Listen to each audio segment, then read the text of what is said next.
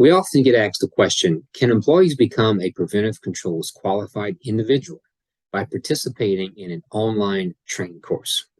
The answer is yes, as long as the course is one that is recognized as adequate by FDA. An example of a recognized course is a course that has been developed by the Food Safety and Preventive Controls Alliance, or FSPCA.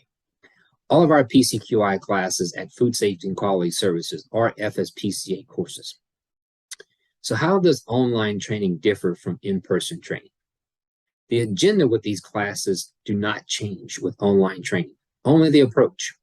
Both training options with us are with live instructors, but online training is done remotely, commonly using a Zoom or Microsoft Teams platform.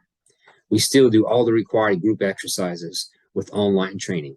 Individuals are simply divided up into online groups with those exercises, and the instructor can move from one group to the other to check on the progress of the exercises and to communicate with participants as needed. So it really comes down to availability of the classes and what your preference is as an attendee.